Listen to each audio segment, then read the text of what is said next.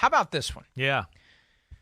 The Vikings, 10-2, going to Detroit to face a team that was 1-6 not that long ago.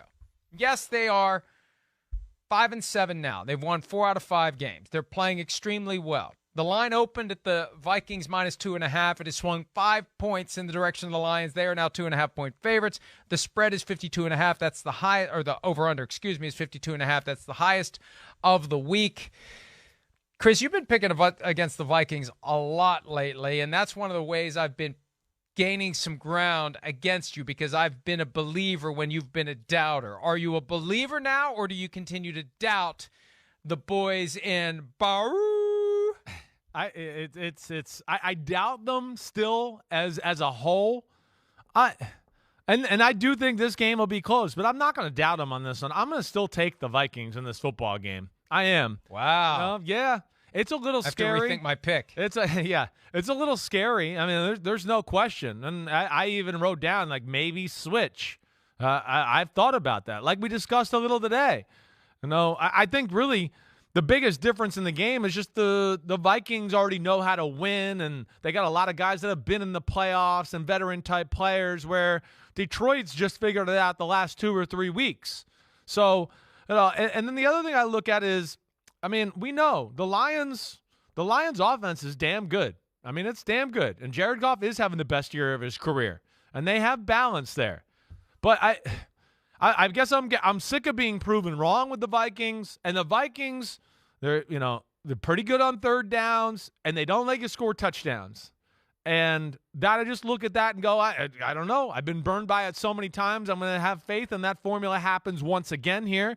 And then within the Vikings too, hey, the Lions defense has been playing better, but I'm not so sure they've played an offense like this with this quite balanced, down in the last 5-6 weeks. Not to where you go, wait, they could hand the ball off and go over 80, or they could throw a bomb over the top on us on 80. I'm going to go with the Vikings gutting it out and winning a close one, 27-24, but I don't feel real comfortable about it.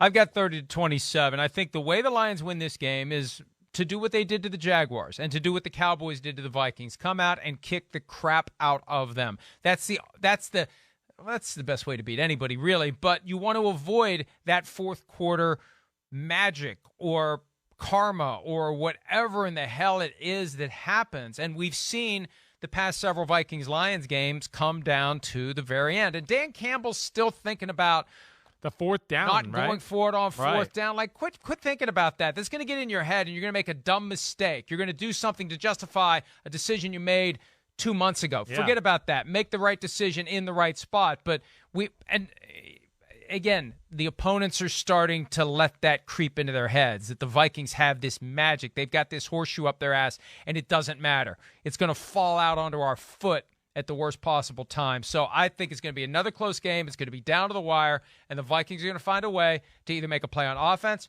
make a play on defense, make a play on special teams. Whatever it takes, they'll find a way. 30-27. I don't feel real confident about it, but I never do. Why should you feel confident about anything related to the Minnesota Vikings this year? The question is, how long can they ride that horse before it dies underneath? It's crazy. Right. It's crazy. One team's 5-7 and the other one's, 2 losses on the year. They both have the worst 2 defenses in football. It's just, that's where when people are shocked by the spread, that's where, like, we talked about it. You go through the team a little bit and you go, oh, damn, yeah, maybe I would take a few more Lions than I thought in there. So, this is a very, very interesting football game. But I'm going to go with your damn Vikings because they seem to pull these games out all the time. They've just got a lot of intangibles that are lined up in their favor, and at some point it's no longer a fluke. You can look at it one game at a time and say, that was a fluke, that was a fluke, that was a fluke, that was a fluke. At some point it's not. And I felt that way about the Cowboys game, too, and it was 40-3. But, again, that's the way that someone is going to beat them. Jump on them early, get a big lead, and there's no chance for magic in the fourth quarter. Hi, I'm Mike Tirico, and thanks for watching. Make sure to hit subscribe for the latest news and highlights from NBC Sports.